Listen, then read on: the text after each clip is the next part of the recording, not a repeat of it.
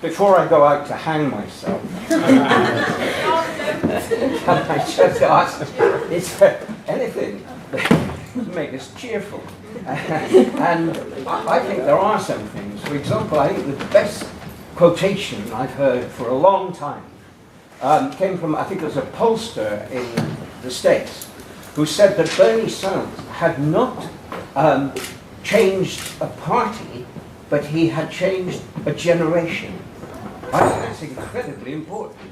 And it's interesting how even now, in this country, we are starting to look to the young people, and they are starting to take some sort of power themselves.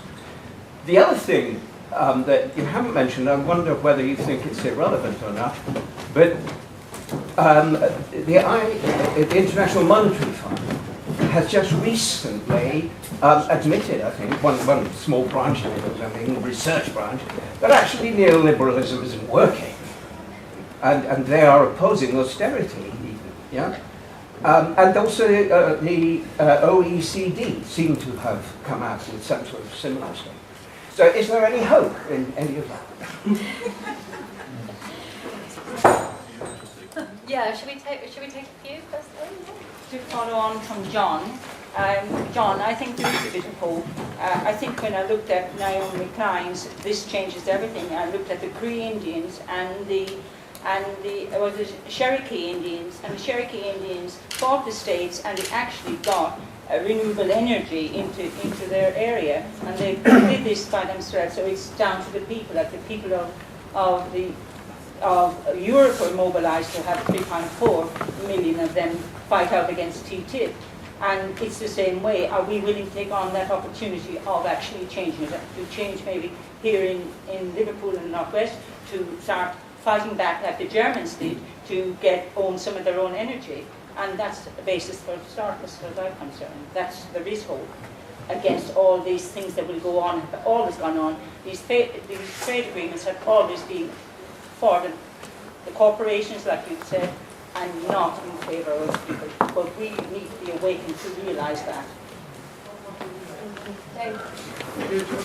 Just a quick one to follow up on this point about neo-colonialism, or post-colonialism, whatever you want to call it. And I'm actually stealing this point from Steph here, because she's made it me before. But what TTIP does, partly at least, is replicate bilateral treaties that went on between global north countries and global south countries, right? That's what the ISDS system is, essentially. So it strikes me that actually people do have a rich experience of that, as you kind of indicate. And so the question for me is how we get solidarity with people. Because people in Europe are now going to be victims of a process that has been in place around the world for a long time. So maybe through the international trade union movement or through other international organisations. That's just my question. Can we get solidarity on that basis? Connecting theme between all of those questions as well. Who would like to? Don't hang yourself to begin with. About the IMF, I'm going to offend everyone in the room who's Protestant. The IMF is a very Protestant institution. It flogs itself every 5 years. It repents. And then it does the same thing again. So I do appreciate, and I think, jokes aside, it is a sign of the legitimacy crisis of the model that even the head figures of the IMF wrote this thing they wrote. That being said, perhaps not using the word neoliberalism, because I thought it was really interesting that they even used the word, because so far neoliberalism was something crazy leftists said and it didn't exist, it only existed in our heads. So I think it's important, but I think if one looks back in the reports of the IMF, perhaps less high profile, they do this thing all the time. They say, we're really sorry, we know we did things terribly, and then 5 years down the line. And especially the IMF, I think it's worth remembering that before the Eurozone crisis, was an institution that was becoming quite obscure. It was running out of clients, to be quite blunt. So I think, but I do think there's something there. I'm not trying to destroy the last. So about how do we sow solidarity with the other states. I think one way to do it would be to argue against TTIP. It's minor what I'm going to say, but I think it has some importance. To argue against TTIP in a way that doesn't throw them under the bus. So I don't have much time for the argument that says we shouldn't have ISDS because we have good legal systems, but they can go on. And unfortunately, many times there's no bad intention. And I appreciate that in difficult times, we throw every argument we have. But there is an argumentation that says ISDS is not for us. It was always supposed to be for those people. Why are you now imposing it for us? So I think a very first simple step would be, to the extent possible, that our tactics does not undermine, as someone else says in this room, does not undermine the big picture. The international trade movement is a different discussion, but I think there is a tense relationship there, and I don't think it always had. I'm the first to defend the trade unions, but trade unions in the global north did not always have the best of position when it comes to global south. Of course, that can change. I'm not saying it will not, but I'm saying there is a tension there, and there is a real contradiction, and perhaps we'll have to live with it, but it's there. The reason I wanted to come in, I was going to say exactly what Dina said on that one, but then to follow up on what you've just ended on in terms of the International Trade Union movement, I completely agree with you that a lot of the national and particularly the supranational bodies, particularly for us, the European Trade Union Confederation, has been part of the problem and not part of the solution. And we have a really, really big challenge, I think, to make sure that our representatives, I'm an active trade unionist and proud to be so, but our representatives in the TUC, who have always been manically pro-free trade, in the same way as the Germans, the DGB, their version of the TUC, absolutely pro-free trade. All the Scandinavian trade unions, pro-free trade. And we went to them in the past, as did many, many trade union sectors from around the world, and we said, are you aware that your promotion of free trade is leading to the destruction of industries and the loss of jobs and livelihoods around the whole of the world, particularly the global south? And they still supported it. And at the time of the Doha round, when that was launched, we had an absolutely straight split between the trade unionists working together with the European Commission against the interests of the global south, and the rest of us trying to build an international global movement in support of small-scale producers and local industries around the world. So I think that basic problem is this mantra of free trade. And you still hear it now. TTIP's different because it's not really free trade. If we could get back to free trade, it would be good. No. Wake up. It's precisely free trade. It's precisely freeing capital from any of the rules and the regulations that bind it into being good for society rather than just being predatory on society. So I think challenging that is a really important thing. When we've beaten TTIP, CETA, then moving on and saying we need to keep that momentum. And that is the good news. I mean, that is the really good news of this. That there is a massive political awakening around TTIP that wasn't there 15 years ago when we were fighting against the WTO, or 20 years ago when we were fighting against the MAI, the Multilateral Agreement on Investment. That was much more of a technical debate in the law, whereas now at least the political understanding has grown so much greater. And I would just at this point, before I hand over the microphone, just want to say one thing about the UK debate. It isn't true to say that it's just been a couple of articles in The Guardian. It really isn't. And I know I probably follow this more intensely than most people, but the BBC on Farming Today, for example, for those of you who get up very early in the morning, has had a... for every day of last week, has had debates on TTIP and ending the week with a full dedicated programme on it. Any questions, the Radio 5 Live, the Jeremy Vine show, all of this. There's been running commentary within the Independent, within the Guardian, within the Financial Times, within the Daily Mirror, within the Daily Express and the Daily Mail. So if you want to see it, and the website stuff is everywhere, but most particularly, irrespective of whether you are pro or anti the EU, all of the debate on the EU has had to reference TTIP. So the people who are saying Brexit, they're saying, look at TTIP. The people who are saying Remain, they're saying, look at TTIP. But both of them are saying, look at TTIP.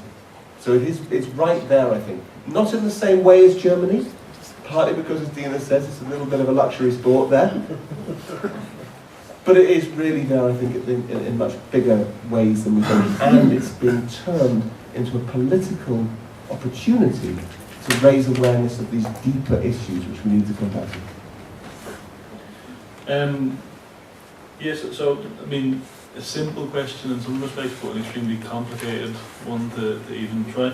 I think there's a lovely quote, possibly a depressing quote, but a lovely quote from Gramsci, which I think captures the moment we live in now, and the old is dying, the new can't yet be born, and in the half night all sorts of monsters proliferate.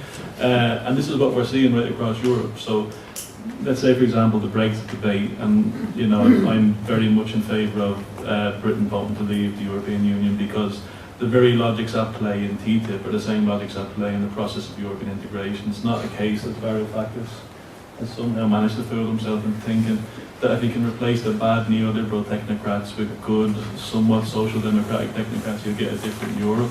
You won't. Neoliberalism has been encoded into the very institutional DNA of the EU since at least the Maastricht Treaty and onwards, and there's not much going to change that from the inside anyway. But on this point of hope, there's always hope to the main, and the Sanders phenomenon is definitely something. But we have massive problems, because if you talk about younger people and a younger generation, well, one of the problems we have is that the younger generation is fundamentally divorced from, in certain key respects, from the histories of struggle that won victories for working people in the past. So the vast majority of young people who can be very active in social movements and on social media aren't in trade unions or aren't active in trade unions. And again, trade unions are seen as some sort of anachronistic dinosaur type thing, but they're really not. I mean, the same sort of groups that come together and meet and discuss and trash out the initial draft of TTIP before then presented to the European Commission as what they'd like for Christmas. That's how the ruling classes sort of advance their joint interests, and trade unions are how working people have done it, and the only real hope you have going forward. That's not to whitewash over any of what Dina said about the failings of trade unions in the north when we're sort of the aristocracy of labour in the global economy, but you know, we have to start reinvigorating those sort of processes. And again, I spoke at a Brexit debate. All these acronyms are terrible. So I'm now an exiteer, notionally. The good thing is this happens in Ireland, because the official name of the state is ERA. I'd just be an exiteer, so that'd be an awful lot easier. But we had some of these discussions last night, and there are no simple answers. I mean, the left, we've basically been on the back foot since 1919, more or less. You know what I mean? For all intents and purposes. And no, someone mentioned social Europe earlier, and I think social Europe was only ever sort of a blip on the radar, and Jacques Delors came and spoke to the TUC, because it was in and around the same time that social Europe was being trumpeted, that actually the neoliberal reforms to the architecture of the EU were being advanced. So I think that social Europe has only ever been sort of more sort of heat than light, in more light than heat rather, in many respects. But I think that having these discussions is important. Certainly in Ireland, the debate about TTIP and opposition to TTIP isn't a middle class thing. Irish working class people, for probably the first time in my lifetime, have mobilised massively in opposition to the water charges in Ireland. I still don't know why that's been the straw that broke the camel's back. So Ireland makes up less than 1% of the EU's population. We've paid back 43% of the Eurozone banking debt. We've got the largest number of people from the OECD, with the largest percentage of our population living abroad. So Ireland has more Irish-born people living abroad than any other country in the OECD. If it wasn't for that, we might have a more militant form of resistance in Ireland, but the safety valve of emigration, which every Irish government has used since independence, is still there. But when these people got drawn into the struggle around water charges, then they got some very quick lessons in the nature of the state, because they saw very quickly that the police weren't the sort of neutral guardians of people's security and so forth, but the police were in the service of particular interests and particular classes, and then a lot of them very quickly have gone from that to understanding the importance of TTIP, to situating their opposition to TTIP in relation to their opposition to water charges, in relation to the need to form a new republic in Ireland. You know, so these things can and do happen. I think, again, I'm not I'm not a Gramscian even, but I've just read the chapter, so I'll sort of go with Gramsci's thing of pessimism of the intellect and optimism of the will, and I think that's what we need to sort of engage. That definitely the objective conditions, the conditions around us are not at all pretty, but there's always potential there as well. To mention the Sanders thing, there was a survey published about 6 weeks ago in The Independent that the vast majority of people in Britain have said they prefer socialism to capitalism. Now, exactly how they understood what socialism meant is up for debate, but that was an interesting, especially when so many, even on the left, who are arguing to remain in Europe, are operating from a default presumption that if we voted to leave, it would be a carnival of reaction and Tories could slash everything they wanted, and Farage and so forth would be crowned sort of emperor of South Yorkshire or whatever it is you might try and do. But actually, if you go out and engage working people in Britain, particularly the white working class in Britain, which is neglected and marginalised, and when you engage people and start talking about the things that are affecting their daily lives, there's potential there. But we have to have the courage or the convictions to go with it. Well, young people apparently before they get their first job, that's when they're socialists. As soon as they have their first job and want to buy nice things with the money, that's when they turn away. Yeah. So, lots of reaction. First thing is this OECD study I think you mentioned, right? And I think that was specifically actually a study that was talking about labour market deregulation. Actually found that labour market deregulation doesn't boost employment, right? I think it was looking at Portugal, if I'm not mistaken. But in any case, it's clear. I mean, I think there's some heterodoxy in these organisations. There's a few heterodoxy maybe a strong word to use, but there's some dissenting views. But I think as an organisation as such, there's certain institutional pressures within, particularly the IMF, that I think preclude it from adopting a sort of more Keynesian position. Right? I talk about the Keynesian moment after the crash, but didn't lead to much. In any case, I also agree with Dina. I think you shouldn't hang yourself. And actually, in the book, our fourth chapter is rather more optimistic than the others, insofar as we talk about the civil society mobilisation around TTIP. And obviously, a few things happened since we finished the book, but there are reasons to be cheerful, particularly as I think John was there in the 1990s. I wasn't. But from the people, sorry, I didn't mean to. The 1890s. I didn't mean to be rude there. But no, the point is, people like John will know this better than I do. But other people we've talked to have said that this is sort of a unique moment insofar as the level of mobilisation is concerned around trade and investment issues. And so the key thing is, in some ways, to sustain that momentum going forward, and and to try and not just defeat TTIP, or at least TTIP as it's currently formulated, but to start thinking about redoing and remaking the international trade investment architecture. And in this respect, I think it helps that TTIP is about more than just distributive issues, right? It's about more than just the winners and losers of trade liberalisation. It's actually about values, right? As academics we might call normative issues.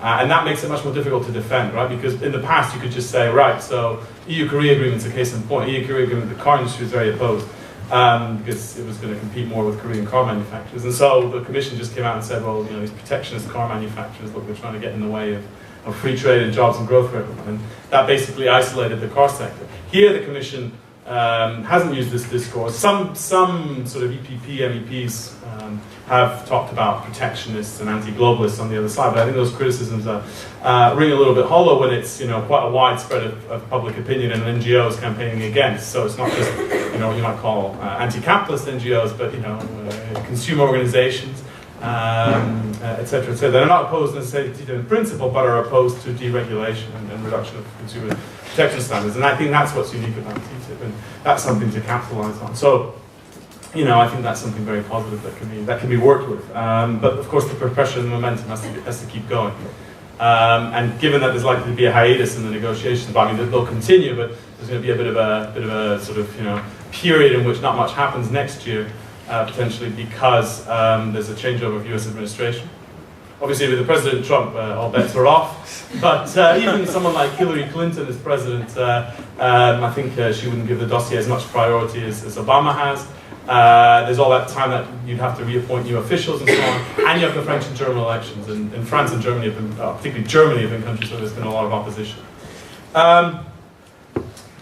So on the issue of TTIP and public opinion, more generally, and mobilisation. I think, John, you're right. I think, you know, I didn't mean to dismiss the campaign in the UK. I think the UK is actually, after Germany and Austria and Luxembourg, the country where perhaps there is the most, certainly from what I've seen, talk about TTIP. But that isn't necessarily always reflected in the public opinion polls, right? And so places like Austria in particular, I think 70% of the latest polls are opposed to TTIP. I mean, we're not even, you know, majority of people that are polled here either don't know or are in favour of the agreement. And that might be down to, you know, the fact that there isn't maybe as much information about TTIP, and it might also be down to the fact that, you know, there's a sort of reflexive defence of free trade. So I would say actually one of the ways you can challenge TTIP is to say, well, actually, it's not just about traditional free trade issues, it's about depoliticising the regulatory process. And finally, on the issue of Brexit, you know, I'm going to have to stick to my guns on this one. I think TTIP, there is a difference between TTIP and the EU. I think TTIP represents the sort of worst deregulatory impulses in the EU. It's very much driven by the sort of agenda of those who want to depoliticise regulatory politics, those who want to discipline governments, or governments who want to tie their hands and restrict their ability, well, or at least give themselves reason not to regulate and serve the interests of big companies. But I don't think that's all there is in the EU, even if the neoliberal sort of forms of governance have been quite strong recently. And the reason I say that is even something like the single market, which of course does have certain deregulatory dynamics built into it. One example was mentioned this morning, the Posted Workers Directive.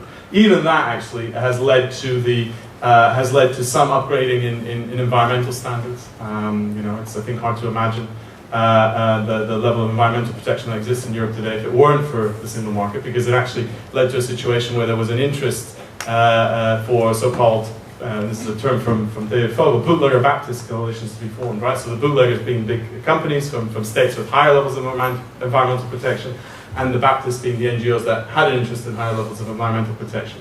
And this is all because there was a sort of political impetus towards integration, and there was, in fact, a European Parliament that was quite instrumental in pushing high levels of environmental protection. The REACH regulation, I think that's hard to imagine levels of protection against dangerous chemicals on the level that we have now in Europe without the European Union, and, you know, I mean, certainly not in Britain. So it's not to say that there aren't very strong deregulatory tendencies in the EU, it's just that and that they're not very strong at the moment, and that TTIP would strengthen them. It's that there are other forces in European Union governments, and you know, it's useful to have those forces on board when you're campaigning against something like TTIP. Should we take some more questions? Well, this is not exactly a question, it's just in response to what the IMF is about. And in 2012, this is to do with the sovereignty of Greece as well, and the Greece question and the debt. Apparently, they knew in 2012 that it was over and they weren't going to be able to service the debt. But apparently, Wall Street had taken so many derivative bets on the ability of Greece to pay that Obama stepped in and went, if you'd either lend them again, and the IMF had to lend them. But there was actually a massive resignation. And they all went to Canada, apparently, the whistleblower. And so that's sort of put into perspective, like people like Obama, who's supposed to be, you know, a Democrat and stuff like that. But apparently, so in regards to Syriza and stuff like that, the game was already set 3 years previous to them getting in, and you know, the debate was over. So when they come in, it's like, sorry, we've already done the deal. And it was basically to protect the Wall Street bankers, because they said, if you don't implement this loan, we'll go down, and Europe will go down as well. So it's actually sovereignty. Thank you for the talk. I just wondered how this, how TTIP would impact on the boycott, divestment, sanctions movement, because the Co-op Bank has become part of an American hedge fund, and they've closed down Cuba Solidarity, Council Palestine, and another South American country, Solidarity group. And so I just wouldn't, you know, will TTIP make any difference to that? Or, you know. My question's a general point, really, primarily to John, to be fair. Thanks a lot for the panel. I really enjoyed it. And it's clear that everyone here gives a shit, right? But, as you alluded to, only 1% of the European population have signed up to this petition. I haven't even heard about it personally. And you've alluded to the fact that there's articles touched upon in the Mirror with reference to Brexit. But how would you go about describing TTIP, particularly to the man in the pub? Because I work in public procurement, and even professional colleagues of mine sort of glaze over when you start talking about it. It's not an acronym that rolls off the tongue. And on a straw poll, at the risk of sounding arrogant, my reasonably well-educated friends, none of them give a shit. So how would you,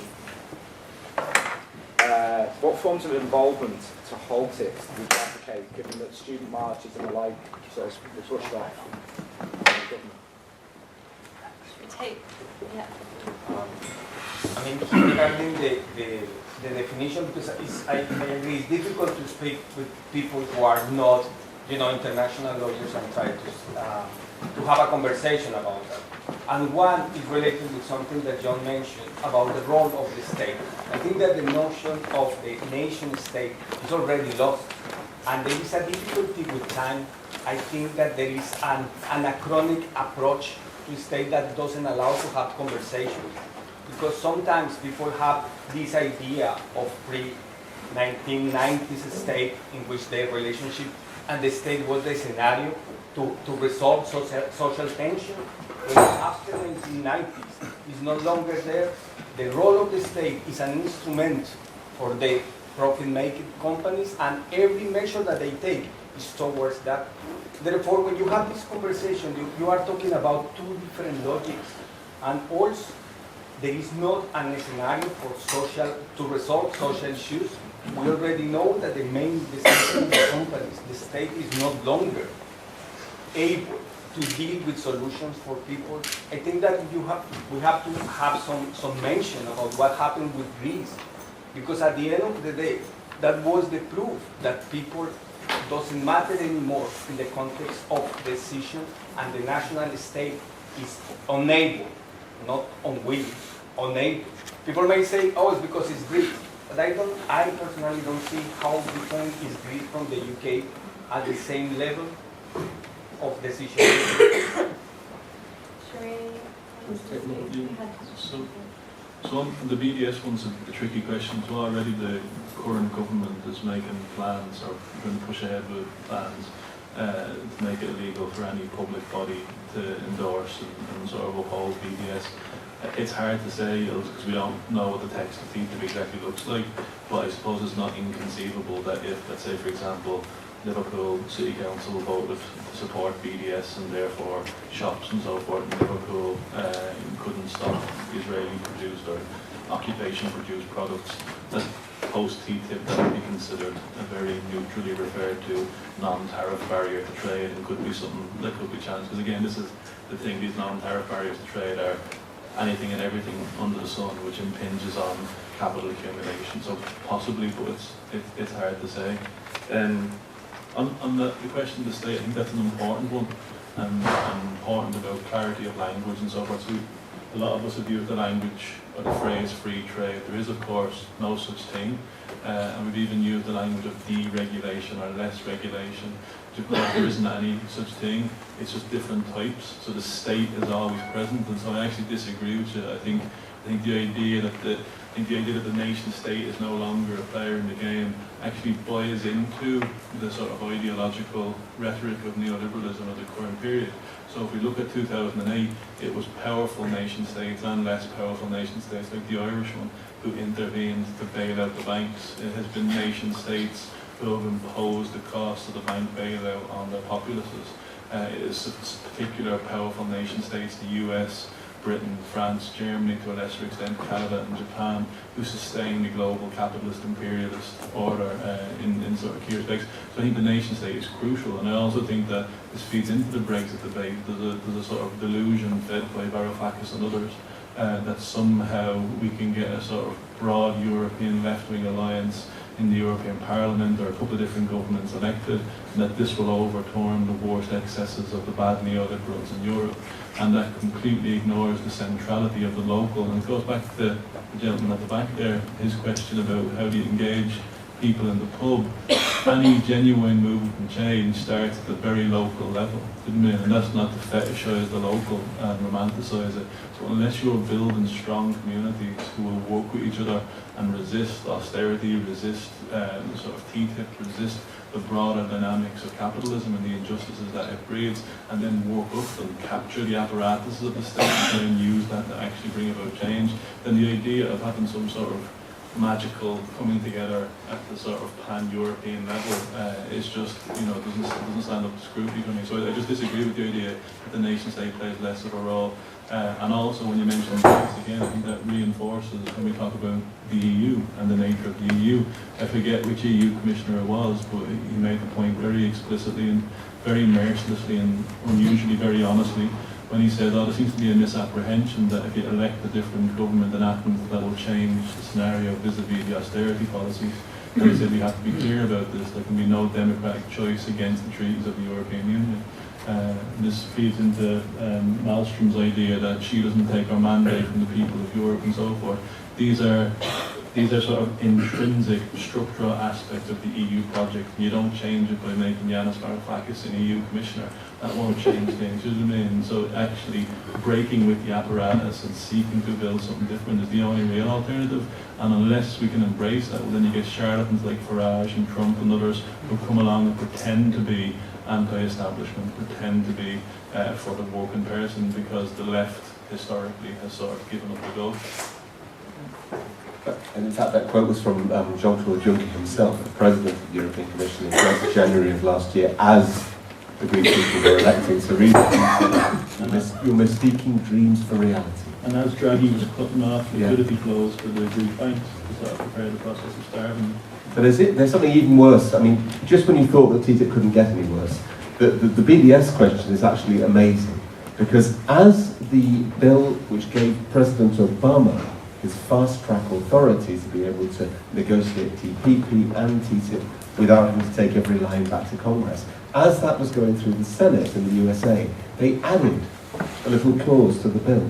And the clause that they added to the bill said, any other country in the world, including European Union countries, which negotiate and sign up to a free trade deal with the USA, must also commit to fight against any boycott against Israel.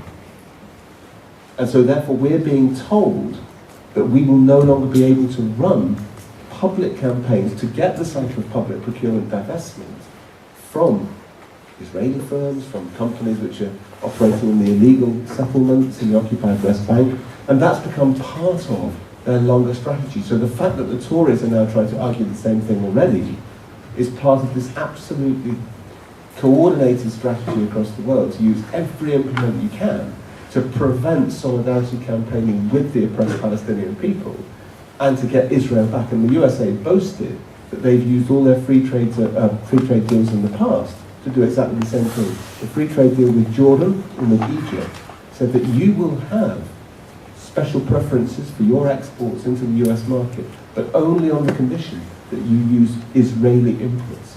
So breaking the Arab League boycott, and they said to Saudi Arabia and Oman as well, you want to get into the WTO, you have to drop any talk of boycotting Israeli goods.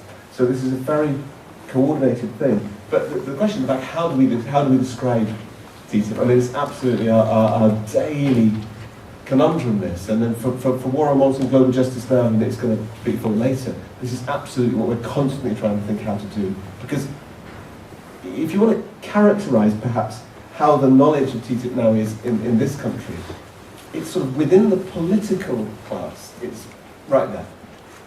But within the majority of people, it's right there.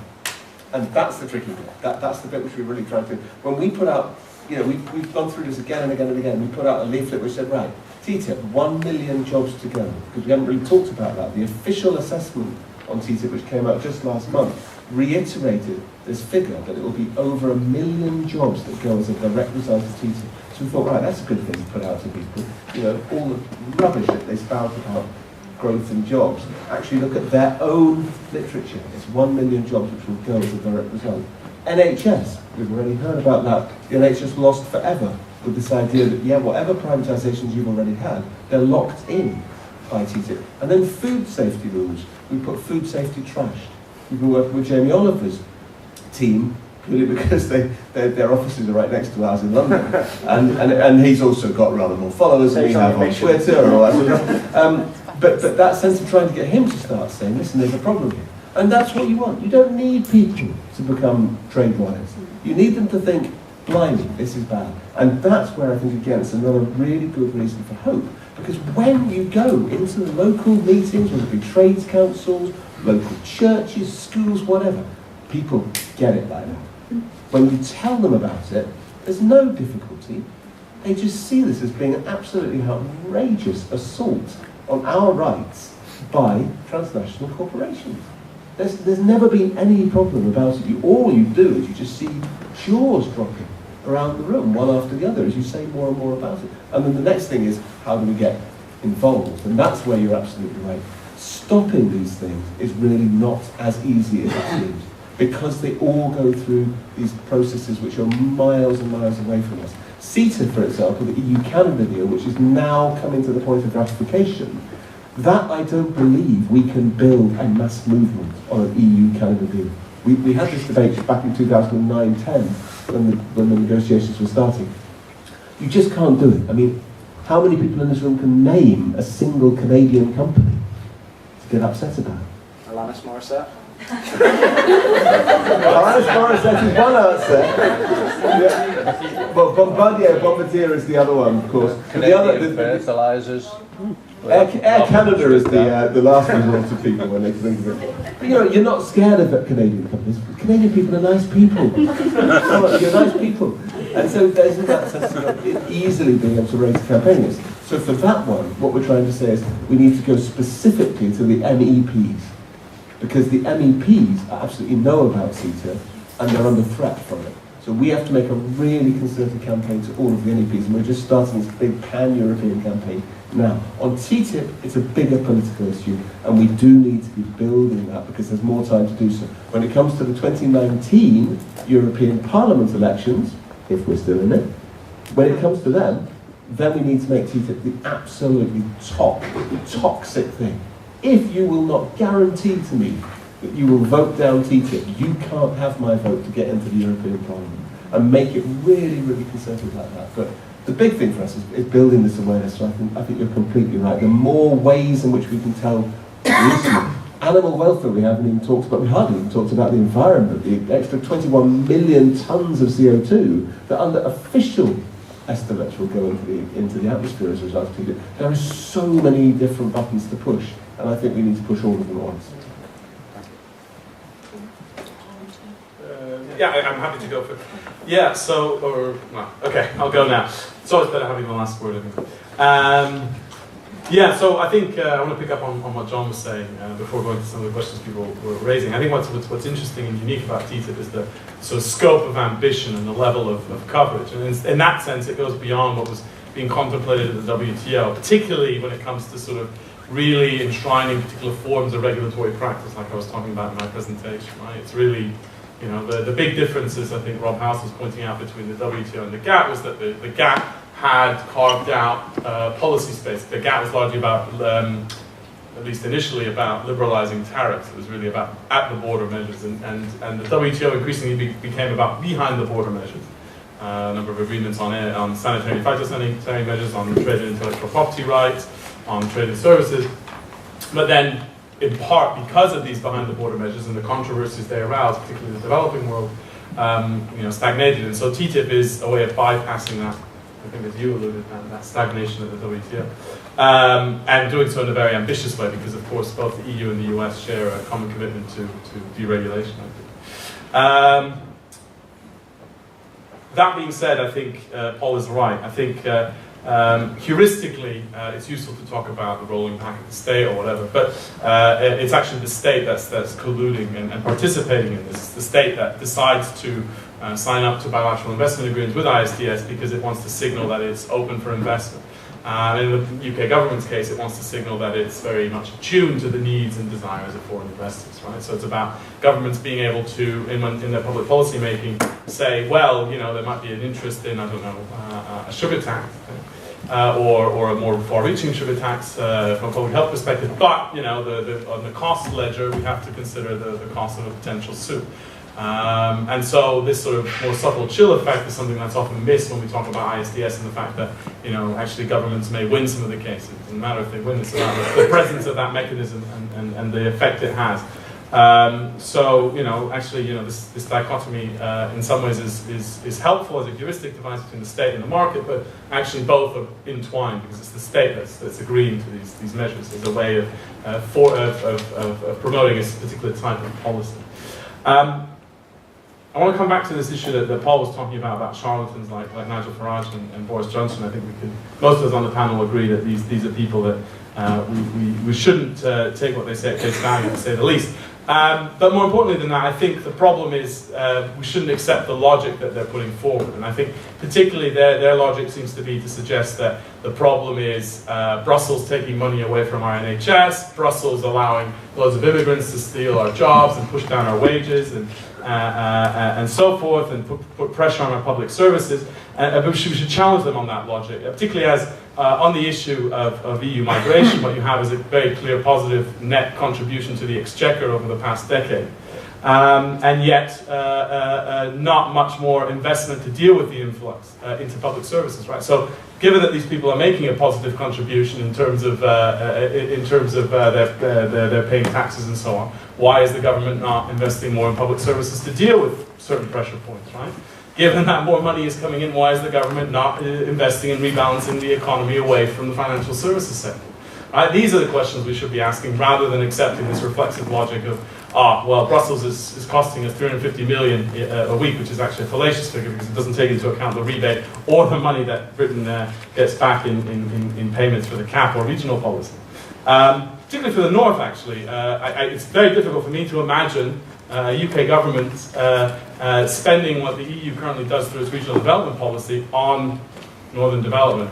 Development notwithstanding, development is actually, I'm quite sceptical. I mean, I'm not opposed to the principle of devolution, in fact, quite the contrary. I just think the resources that are being put into it are not that significant.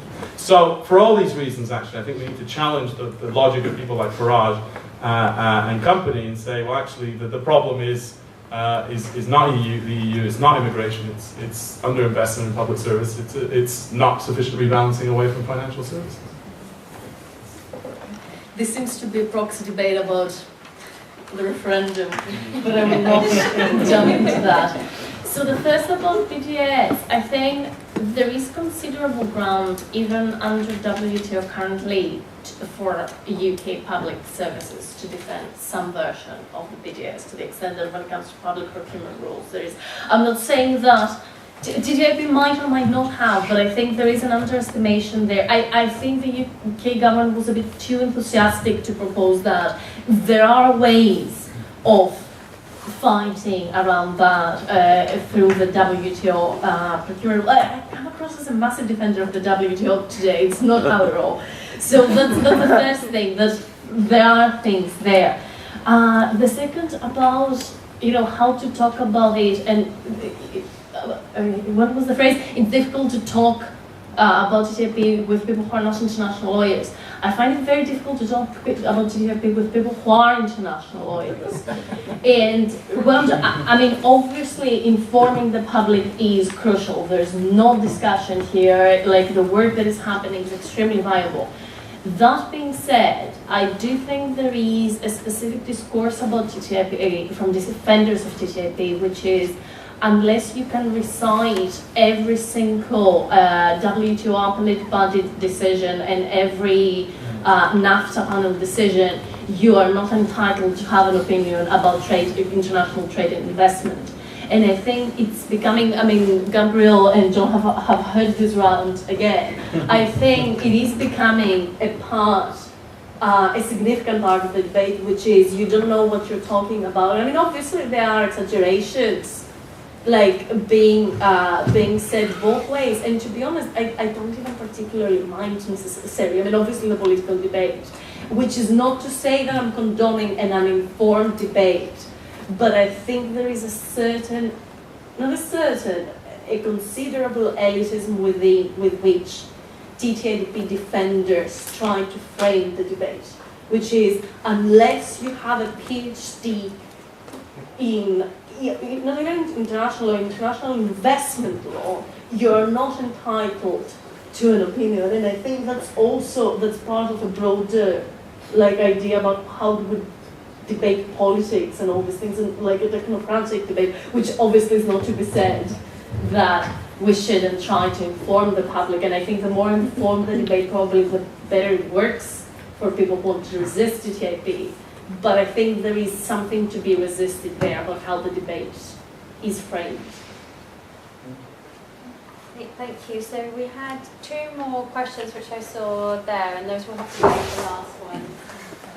Just thanks again to the panel, fabulous enlightening. It's interesting when we look at what's being said, and for me, and can I just defend the young people first? I don't have a problem with them thinking that the NHS has always existed, because nobody has taught them their local history or their global history, so they don't realise that women and children died because they couldn't afford to pay for a doctor before 1948, and the men survived because they were in industry and so they got basic health care. So actually, if you have no money, and we're heading towards that, and this is what we're talking about with privatisation of the NHS. When you ask what type of language do you use when you're talking about TTIP, I take it to the people at a basic level, because a lot of people are not apathetic, they're just exhausted. They're working 2, sometimes 3 jobs for the exploitative minimum wage that Ian Duncan Smith whooped and clapped about, and it was almost orgasmic, it was sick to watch, and he thought it was wonderful that £7.20 was great. He couldn't exist on that for a minute. And so I always take it to the basic level and tell them there will be no health care for your children, your grandchildren, your family members, unless you can pay for every doctor's appointment, every hospital appointment, all your medicines, all your treatments, all your scans. Your education, your children will not get, because the intention is to undereducate our children. Is it Voltaire who said, for capitalism to flourish, you need an abundance of poor people? And that's evident. And so it's just explaining to people, not because they don't understand, they don't have the pleasure of being able to listen because they're too busy working, travelling from job to job, and the travelling in between is a job in itself. So I think we shouldn't bog people down with A4 pieces of paper that tell them, and they turn away and just can't be bothered looking because they're too exhausted. But if you mention the children and the grandchildren, they find that fight, and I think that's what's important. Another thing I always do, if I go into a shop or anywhere and somebody's saying, oh, it's nearly time to go, I said, if you were paid well, you wouldn't be speaking like that.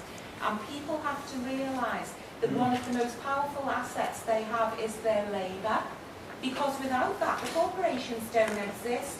At the moment, in the 5th richest economy, people are going to work to earn their poverty whilst amassing obscene amounts of profit for the corporations whose families are living fabulously. And I said to a woman in a local shop yesterday, Home Bargains, of which there are 300 shops now, apparently the CEO is 46 on the Times rich list. And I said to her at 9 o'clock yesterday evening, I said, well done for your CEO now, he's 46 on the rich list. I said, he doesn't pay you your worth, he doesn't respect you because he doesn't give you a share of the profit, and you are now making sure that his family are living a fabulous life. You have to take it to the people in a way that they understand, so they can wake up and say, well, hold on a minute, if I down... And I said to her, 300 shops, are you telling me if everybody downs tools on Monday morning that he's going to go and sack everyone? I said, he can't physically work in the business. He may sack you and take in somebody else, but if you make sure you get the message across to them. And she said, what about the ringleaders? I said, there aren't any. You're in solidarity, you're all together. And so it's just getting the message out to people to let them know that they do have the power to take control, and they need to step over that line of fear, because that's how they keep you oppressed. Thank you.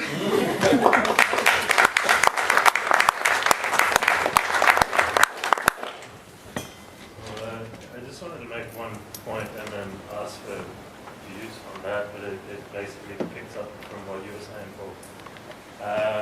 In two regards, on the idea of TTIP being this locking-in device, and then also on the role of the state in essentially minimizing the role of the state.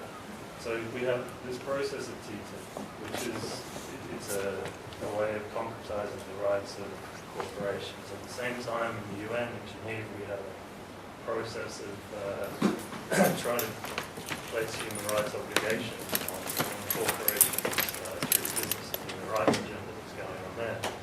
So obviously, no surprise, you have the US and the EU being TTIP, and the US and the EU being the main blockers or spoilers for putting rights on corporations. Now, I just wonder whether anybody sees this as a transference of sovereignty. What we're actually looking at is transference of the concept of sovereignty, which is normally in international law allied to the state, onto corporations in the market. We need to now start to talk about it. We see the drift here. We see no treaty on business and human rights, and we see even a watered down TTIP or the advancement of this economic law agenda. Do we start to talk about the sovereignty, the international legal sovereignty of corporations and markets? We've got 5 minutes. Yeah, well, so I just wanted to force out the woman who spoke that I agree completely, and that phrase, people earning their poverty, sums it up perfectly. You know, the proliferation of food banks in Britain, and again, none of this is accidental, none of this is, we tend to see things in individual places, it's all interconnected, and so again, we're not running a proxy debate on the EU and TTIP, but you can't think of them separately, not to my mind anyway. You have to see them in that sense, but I agree with you completely and how you phrase it. On the question about transfer of sovereignty, I think that is one of the crucial things, and it goes back to something that was said earlier by Robert in discussion with John about the sort of fundamental objection to ISDS. So again, if anybody, so you may or may not know that there's about 1,400 agreements in the world at the minute that have ISDS provisions in it. So when everybody started getting agitated about it, anybody who's worked in international trade and investment law for any sort of time went, oh, that's normal, and that's always been there. And I think Dane is absolutely right, but there's definitely a sort of chickens coming home to roost element. So the sort of structural adjustment that's been imposed on Greece and Spain and Ireland was imposed in the global south in the 70s and 80s, and the same now with the ISDS mechanisms rebounding back on it. But I think that the fundamental principled objection, so ISDS is problematic in the terms of its content and giving increased power to corporations, and they can lead to regulatory chill and so forth, that's true. But the more fundamental objection might be this very elevation and normalization of the role of the corporation. So again, in the Millennium Development Goals, which we had, and they were tragicomic, all the commitments that were made have fallen short of, and they've been replaced now by the Sustainable Development Goals, which have lowered horizons completely, but have brought corporations centre stage as stakeholders in seeing the realisation of these goals. And again, the increasing, so in the US context, Citizens Unite and so forth, the increasing rights of corporations leading to the most expensive presidential elections and an even stronger hold of corporate interests on the political process. But again, so for my money anyway, it's not even corporations that are the problem. So corporations are the vehicle. Corporations are the legal form which manifests a particular form of class and political power and class and political relationships. And absolutely, we're living through a period where the position of corporations has been strengthened because corporations are an ideal for advancing the class interests of the sort of capitalist class domestically and sort of transnational capitalist networks. So I think we are seeing that transfer, but I think in a perverted way there's something possibly positive about it, because one of the interesting things about capitalism is after feudalism it was the political system that ostensibly separated political and economic power. So under feudalism you knew the person with their foot in your neck was the person who owned the land, whereas under capitalism it's maintained this idea that power is in the state, and what happens in civil society or in the private sphere is something distinct and separate. So actually this increasing power of corporations clarifies the actual position and goes, actually real power doesn't reside there, it resides here. But then I think it's more complex than that.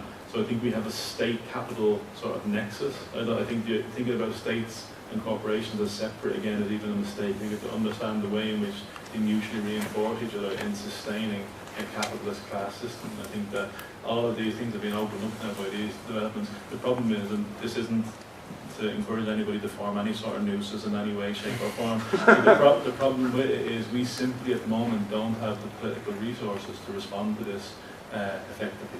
We have little wins, absolutely, but the MAI was mentioned, you know what I mean? So TTIP has been here before and it was beaten and now it's bounced back again. It's beaten this time, it'll come back in another way, and even if it doesn't come back, sure, aspects of it already exist in bilateral trade investment treaties which impose TRIPS plus agreements outside of the WTO exemptions and so forth. So these dynamics are in play, and we need to be thinking about interesting and innovative ways of rethinking distribution, production, legal regimes that we could use to sort of try and counteract some of this while building political power that can fundamentally challenge it.